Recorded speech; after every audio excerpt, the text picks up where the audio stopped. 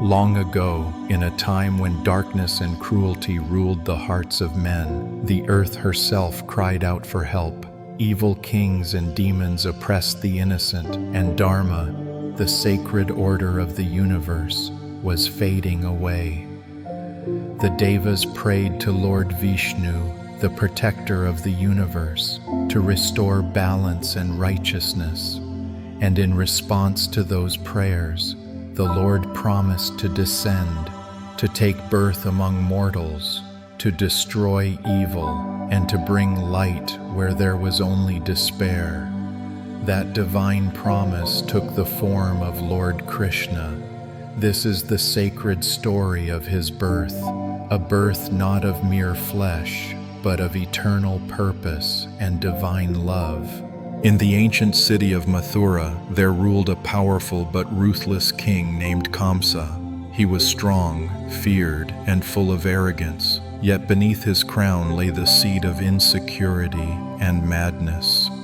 Kamsa loved his sister Devaki, and when she was married to Vasudeva, he decided to personally drive their chariot through the streets of Mathura, celebrating the marriage. But destiny had other plans. As the chariot moved, a voice thundered from the sky.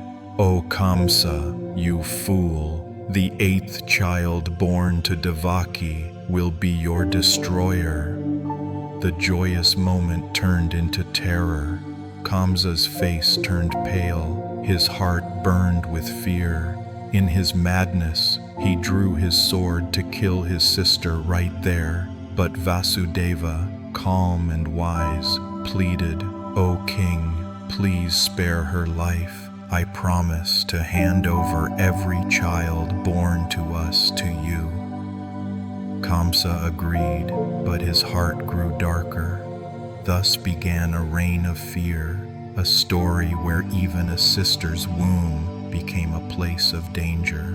Devaki and Vasudeva were imprisoned by Kamsa. The iron chains clanged, the torches flickered, and the cries of injustice filled the palace dungeons. Every time a child was born to them, Kamsa came personally and ended its life, one after another, until 7 divine children were gone. The world wept, but destiny waited, because the 8th child, Krishna, was yet to come. Before Krishna's birth, something extraordinary happened. The 7th child, Balarama, was mystically transferred from Devaki's womb to the womb of Rohini, another wife of Vasudeva, by divine intervention. The people thought the child was lost, but the plan of the Lord was unfolding perfectly. And as the time for the 8th child approached, celestial beings rejoiced in the heavens. The stars aligned. The universe became silent, as if waiting for the most sacred moment, the descent of the divine. It was midnight. The prison was dark, guarded by soldiers, locked with iron chains and massive doors. But suddenly, the atmosphere changed. A gentle fragrance filled the air. The heavy chains loosened by themselves. The guards fell into a deep sleep. And from the heart of Devaki, a brilliant light spread across the cell. She saw before her not a helpless child, but Lord Vishnu himself, with 4 arms holding the conch, discus, mace, and lotus. Devaki and Vasudeva were stunned. Tears flowed down their eyes. Devaki prayed, "O Lord, you are the eternal truth. Please hide this divine form so that Kamsa may not harm you." The Lord smiled gently and replied, "Mother, for your sake and for the sake of Dharma, I will appear as an ordinary child. Take me to Gokul and exchange me with the daughter born to Yashoda." And in a blink, that dazzling form transformed into a beautiful baby, dark as a monsoon cloud, with eyes full of divine love and a smile that could melt the universe. Krishna had taken birth. The infinite had become an infant. As soon as Krishna was born, The shackles on Vasudeva's hands broke open. The prison doors unlocked themselves. The guards were fast asleep. Outside, a storm raged. Thunder, lightning, and pouring rain. But Vasudeva lifted the newborn child gently in his arms, placed him in a basket, and began his divine journey across the river Yamuna. The waters of the Yamuna rose high, as if eager to touch the Lord's feet.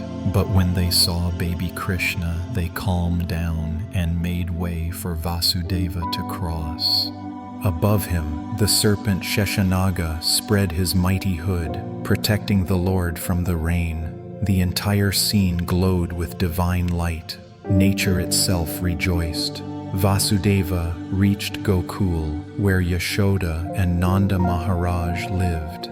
That very night, Yashoda too had given birth to a baby girl, the divine energy of the goddess herself. Vasudeva placed Krishna beside Yashoda, took the baby girl, and returned to Mathura. The moment he entered the cell, the doors closed again, the chains locked, and the guards awoke, as if nothing had happened. When Kamsa heard that Devaki's 8th child was born, he rushed into the prison, determined to kill the baby. He snatched the infant from Devaki's hands and threw her violently toward the wall. But instead of dying, the baby rose into the air, transformed into a radiant goddess, and declared, "O foolish Kamsa, the one who will destroy you is already born elsewhere." Kamsa trembled, his heart filled with terror. He realized he had been defeated by fate itself. Meanwhile, in Gokul, the air was filled with joy. Nanda and Yashoda woke to see the most beautiful child sleeping peacefully, baby Krishna. His tiny fingers curled around Yashoda's hand. His smile radiated divine bliss. The village rejoiced with music, dance, and laughter. Cows mooed with joy, drums echoed, and hearts overflowed with love. No one knew that this innocent baby was the Supreme Lord himself, the one who would one day lift Govardhan Hill, defeat mighty demons, and deliver the message of the Bhagavad Gita. The story of Krishna's birth is not just an ancient legend, it's a spiritual truth that lives within every one of us.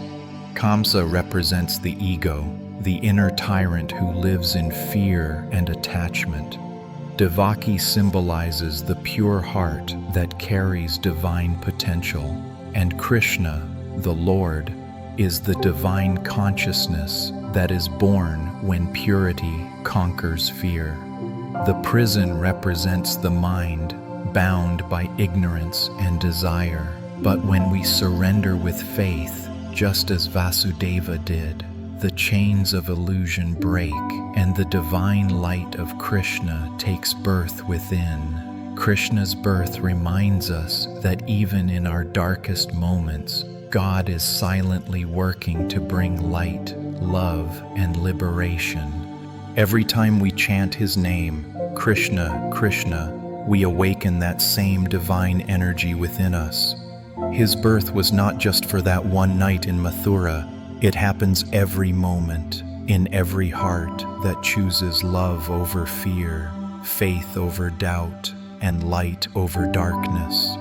The birth of Krishna is the birth of hope, joy, and spiritual awakening. It reminds us that the divine is not distant. He lives within us, guiding us, protecting us, and waiting for us to recognize him. And so, on that sacred night when the stars shone brighter and the universe stood still, the Lord of all creation took his first breath as a child in a humble prison. That was not the birth of a mortal, it was the birth of divine love, the beginning of a story that would inspire humanity for ages to come. May the story of Krishna's birth remind us that no matter how dark life seems, the light of the divine is always ready to be born within our hearts. Om Namo Bhagavate Vasudevaya. Hare Krishna.